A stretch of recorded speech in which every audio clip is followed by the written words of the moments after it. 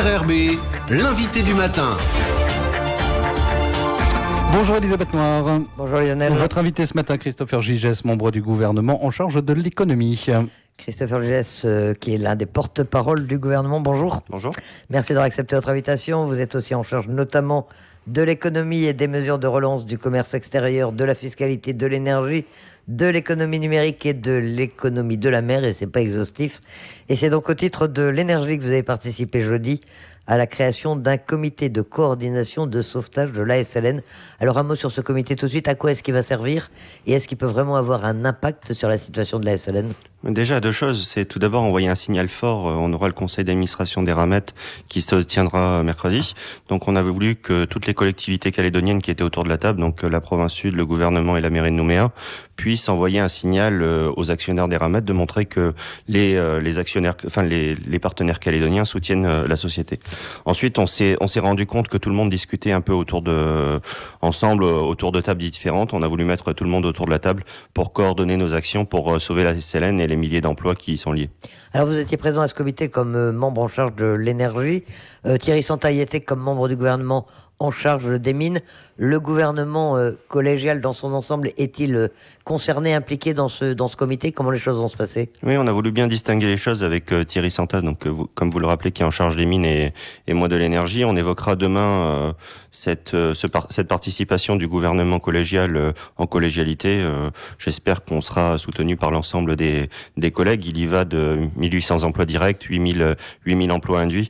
Une faillite de la SLN aujourd'hui aurait des conséquences sur la Nouvelle-Calédonie dans son ensemble qui serait dramatique. Et alors le calendrier est court, vous le rappeliez, cette semaine, il y a 2 réunions, le comité d'audit, le conseil d'administration des Ramettes. C'est des décisions décisives qui peuvent être prises à cette occasion. Oui, tout à fait. C'est-à-dire qu'on voit qu'il y a une possibilité de déclaration de procédure de sauvegarde de la part du conseil d'administration des Ramettes. Aujourd'hui, une procédure de sauvegarde, ça serait une décision qui serait pas irréversible, mais qui serait pas dans le bon sens. Donc on a voulu à la fois envoyer un signal fort, mais aussi coordonner nos actions pour apporter des réponses rapides, mais aussi donner un avenir à la société et aux emplois qui y sont liés. Procédure de sauvegarde, comme ça on voit pas bien ce que ça veut dire. En fait, c'est clairement envisager la fermeture progressive de la société. Oui, en fait, la SLN a reçu un prêt de la part de l'État il y a quelques années de ça. On arrive au bout de ce prêt en fonction des cours du nickel. La procédure de sauvegarde est une procédure qui est juridiquement pour protéger la société, pour permettre en cas de faillite de payer les salaires. Alors vous partez du constat que le plan de sauvetage de la SLN repose sur 3 piliers. On les connaît: le temps de travail, l'exportation de minerais et le coût de l'énergie. Selon vous, les 2 premières étapes, le temps de travail et les exportations, c'est réglé, sont des étapes qui ont déjà été franchies ? On voit qu'il y a encore quelques contestations. Enfin, je voyais qu'il y avait des discussions sur la réorganisation du temps de travail, mais c'est à 99% réglé. Sur la question des exportations, le gouvernement précédent a mis beaucoup de temps à les accorder, mais les a finalement accordées. On voit aujourd'hui que Paul Niaoutine a décidé de faire un recours contre ces exportations avec une responsabilité qui est lourde sur la survie de la SLN. Donc oui, ces 2 piliers sont en grande partie réglés. Maintenant vient le coût de l'énergie. Alors le prix de l'énergie, c'est-à-dire en fait le prix de vente de l'électricité par Enercal pour l'usine de Doniambo. Comment est-ce qu'on peut faire diminuer ce prix ? Qu'est-ce qui est possible ? Quelle est votre marge de manœuvre ? Il y a 2 choses. Il y a le prix du barrage de Yaté, il y a la construction de la centrale C qui est portée par NCE. Sur la question du barrage de Yaté, aujourd'hui on a plusieurs solutions possibles, c'est-à-dire une baisse sèche pendant 1 an du prix de l'énergie du barrage de Yaté à la SLN, qui serait inclus dans les comptes d'Enercal, ou bien une solution qui a été proposée par la CRE, la commission de régulation de l'énergie métropolitaine, d'indexer le prix du barrage de Yaté sur le cours du nickel. Donc quand la SLN va bien, elle paierait beaucoup plus cher et ça se bénéficierait au compte d'Enercal, et quand la SLN va mal et que le cours du nickel est bas, la SLN paierait moins cher. Mais alors comment est-ce qu'on peut faire pour faire baisser les coûts ? Est-ce que ça permettrait de faire baisser les coûts sans pénaliser Enercal, qui est aussi une société calédonienne ? Oui, l'arbitrage qui a été rendu notamment sur la question du prix du barrage de Yaté il y a quelques années de ça a permis à Enercal de retrouver des liquidités et retrouver des bénéfices depuis maintenant 5 ans. Cet arbitrage, comme je l'ai rappelé, a permis à Enercal de retrouver une situation financière plus stable et plus viable. Je pense que sur une période donnée, on peut venir aider aussi la SLN.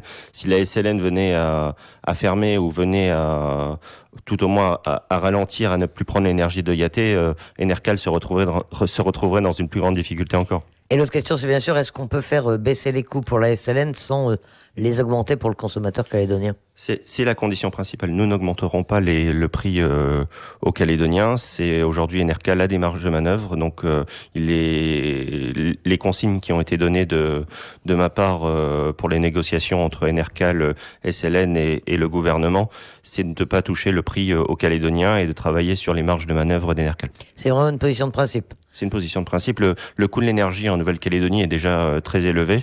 On voit que dans le reste de l'outre-mer français, ils bénéficient d'une péréquation avec la métropole, ce qui leur permet d'avoir un coût qui est 2 fois inférieur à celui de la Nouvelle-Calédonie. Il ne serait pas acceptable d'augmenter le prix aux Calédoniens. Vous êtes en discussion avec Enercal déjà, ça se passe comment? C'est en bonne voie ou non? Les discussions ont été lancées dès notre prise de fonction, donc il y a des solutions qui sont sur la table et on travaillera encore de mercredi sur les solutions qui seront apportées au prochain conseil d'administration. Et avec l'État, ça se passe comment? Parce que l'État aussi pourrait être un facilitateur dans la solution à trouver. Oui, il y a des contrats de convergence qui ont été signés avec tout l'outre-mer français, sauf la Nouvelle-Calédonie et la Polynésie française il y a quelques jours de ça. Un volet énergétique était prévu notamment dans l'accompagnement des outre-mer. La Nouvelle-Calédonie fait des efforts majeurs et on compte encore accélérer sur le développement des énergies renouvelables, ce qui nous permettra à terme d'avoir des économies pour le système électrique. Mais ces mises en place d'installations d'énergie renouvelable, ça prend du temps. Donc on essaye d'avoir un accompagnement de l'État sur la partie énergétique qui nous permettra à la fois de développer les énergies renouvelables, mais aussi de venir aider la SLN.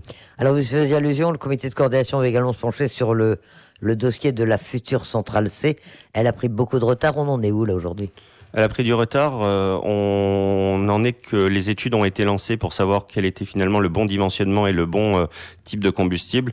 On attend des réponses claires. Je crois que ce dossier a manqué de transparence ces dernières années. Vous l'avez dit, ça a pris du retard, mais on ne sait pas combien de retard. On ne sait pas finalement quel combustible, quel dimensionnement.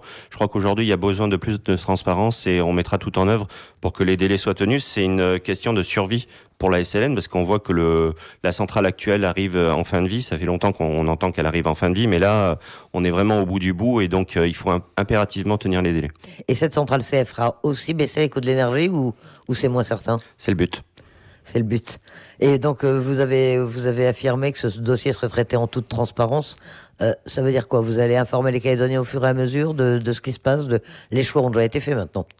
Il y a des choix qui ont été faits, mais je pense qu'il y a différents stades qui doivent être présentés aux élus du Congrès. Enfin, c'est une centrale dont le choix a été fait d'être porté par la Nouvelle-Calédonie. Les élus du Congrès ne sont pas informés de ce qui se passe, donc je prendrai la tâche régulièrement de la commission énergie du Congrès pour présenter l'état d'avancement. Je pense que c'est une bonne gestion quand il y a autant de fonds publics qui sont investis, quand il y a des contrats importants qui sont négociés avec l'étranger, d'avoir des discussions qui soient faites en toute transparence et que les élus de la Nouvelle-Calédonie et les Calédoniens dans leur ensemble soient informés. Alors le conseil d'administration d'Eramet se réunit mercredi à Paris. Franchement, il est encore temps de peser sur la décision des administrateurs ou c'est plié? Non, il est toujours temps. Enfin, je pense que jusqu'à la dernière minute, on se battra pour envoyer des signaux qui sont dans le bon sens. Et je pense qu'on y arrivera. Je veux pas vendre la peau de l'ours avant l'avoir tué, mais on a une dynamique aujourd'hui qui est lancée pour sauver la SLN. Ces dernières années, il y avait plus eu une défiance vis-à-vis de la SLN du pouvoir en place. Aujourd'hui, on est vraiment dans un accompagnement pour sauver les milliers d'emplois qui y sont liés. Même si les administrateurs de la STCPI qui siègeront à Eramet, c'est Louis Mapou et c'est Philippe Gomez, vous avez parlé avec eux, ils portent les mêmes éléments que vous ou non? En fait, Philippe Gomez, normalement, ne devrait plus être administrateur d'Eramet. La STCPI a désigné Sonia Baquès comme nouvel administrateur. Sauf qu'une nouvelle fois, Philippe Gomez ne veut pas démissionner. Donc, on aura un administrateur qui n'est pas forcément dans la ligne aujourd'hui, mais le comportement de Philippe Gomez depuis le 12 mai pose beaucoup de questions. Alors, Christopher Gigès, on le disait tout à l'heure, vous êtes en charge de très nombreux secteurs au sein du gouvernement. L'énergie, on vient d'en parler. Autre gros dossier sur lequel on vous attend, c'est la relance économique. Vous en êtes où là? Vous avez déjà des des textes en préparation, on imagine? Oui, j'ai rencontré tous les acteurs depuis ma prise de fonction mardi il y a 15 jours. Je crois qu'il y a une vraie volonté de relance de la part des acteurs. On a décidé collectivement de pouvoir mener un type de grand débat entreprise pour entendre les chefs d'entreprise, pour qu'ils nous disent ce qu'ils ont réellement besoin pour développer leurs entreprises et pour relancer l'économie calédonienne. On proposera 2 grandes lois, donc une première loi de relance qui viendra simplifier, ramener du pouvoir d'achat et donner plus de visibilité aux entrepreneurs, mais aussi une loi de programmation fiscale, car on a entendu pendant toute la campagne électorale que ce que les entrepreneurs avaient besoin, c'était aussi de stabilité, de visibilité. Donc cette loi viendra poser le cadre de la mandature fiscale. Avec déjà la recherche d'une majorité au Congrès pour faire adopter ces textes, on imagine? Bien entendu, déjà une majorité au gouvernement, et ensuite on discutera bien entendu avec les élus du Congrès, mais on est dans une situation telle de crise économique qu'il faut absolument que tout le monde se mette autour de la table et qu'on travaille tous ensemble. On a besoin de tout le monde pour relancer l'économie calédonienne. Et relancer l'économie calédonienne, c'est sauver les comptes sociaux, c'est sauver des emplois et c'est donner plus de pouvoir d'achat aux Calédoniens. Christopher Gigès, membre du gouvernement, porte-parole du gouvernement. Merci d'accepter notre invitation. Merci à vous.